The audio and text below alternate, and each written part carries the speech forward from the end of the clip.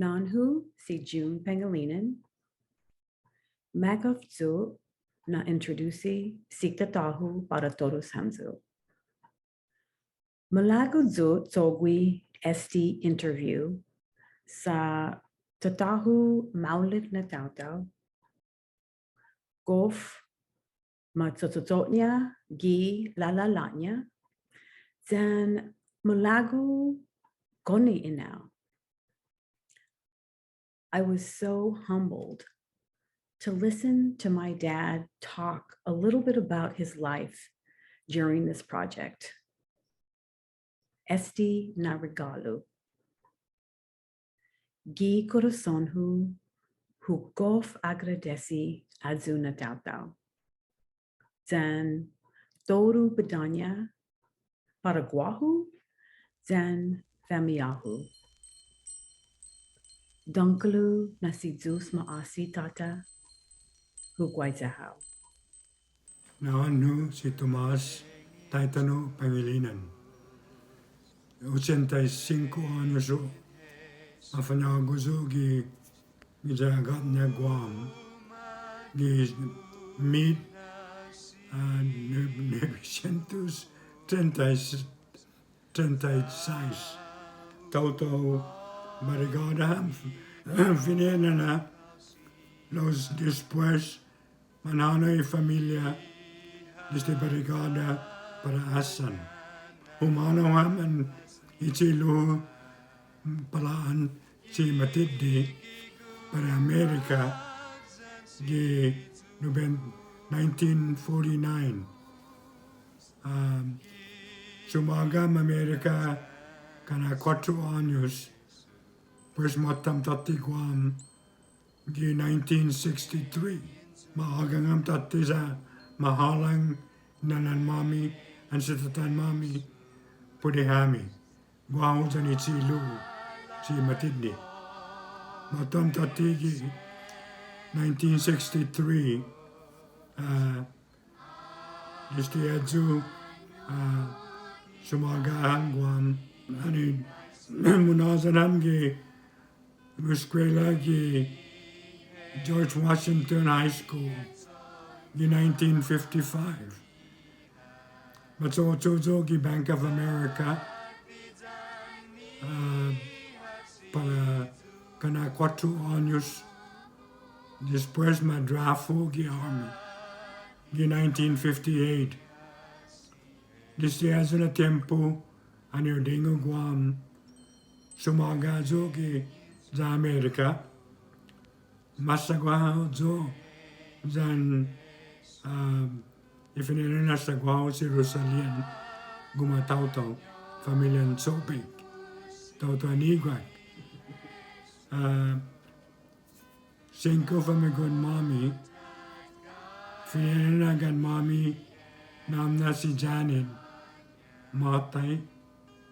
Después si June segundo si Tomas muna 3 si Joseph muna 4 zani Neni si Tina.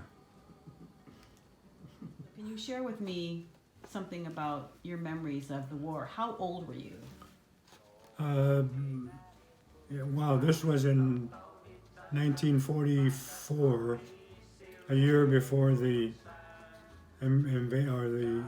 Americans came back and retake the island of Guam from the Japanese. I think I was either 7 or 8 years old. And I remember either in middle part of 1944, the Japanese decided to move all the Guamanians into a central location. And that location was in Manenguin.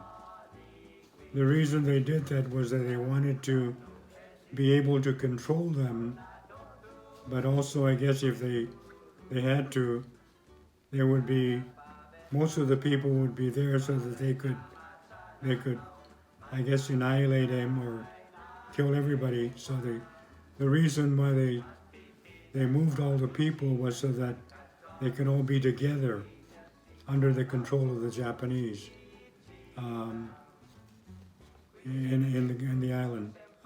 The I guess the people that were working for the Japanese um, were the ones that would be giving out or distributing the um, the rice, primarily the rice that the people needed. Um, these um, workers would come to the houses or to the farms, ranches, and they would take all the eggs and the chicken that they wanted, but they would give us, raw rice for the people to be able to cook for themselves. They were being rationed out rice, raw rice, but they were also taking back to the Japanese the live chickens or eggs that were being confiscated from the people that were farming or living in the farms. So what were the Chamorro people eating then? Primarily whatever they could raise, chickens, pigs, or whatever they had. So if the Japanese were taking this food, did the Chamorro people have enough food to eat? Well, they would not they would not give them everything that they had. They would keep some for themselves. But the majority of the food was locally grown, either pigs or cows or chickens or whatever, and those that were farming would certainly not give everything out to the Japanese. They would keep some back for themselves. The Japanese soldiers were not the ones that were collecting.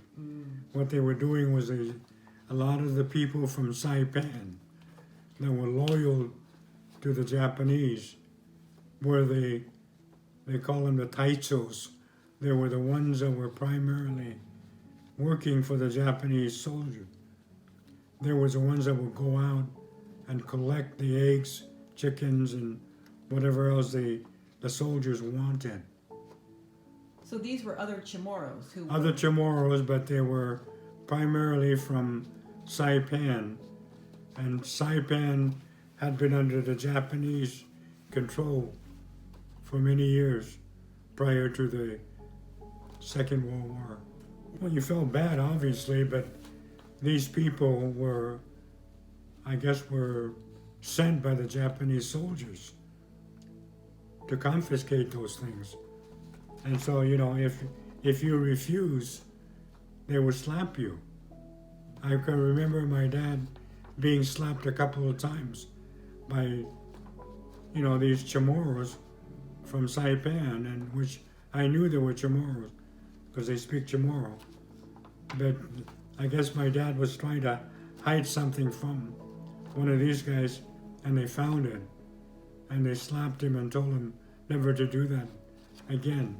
But I can remember one guy that even as a young man, I could remember his face. And I can remember him slapping my dad, for something like that. I think what my father did was he had several places that he raised chicken in the farm or in the lansu. He had the one side of the ranch is he built a hen house that where the eggs were gathered normally, but in addition to that, he had another part of the property. There's another section that was unbeknownst to anybody else but himself and the family, where he also raised additional chicken for the use of the family. So that's one way of not showing the Japanese all of the resources that we had, in that the family would be able to survive from those things that were hidden from the people that were confiscating the food that they wanted to take from us. How could people not hear the chickens? Well, most of the chickens that you hear would be the roosters. So you made sure that you did not have any roosters over there.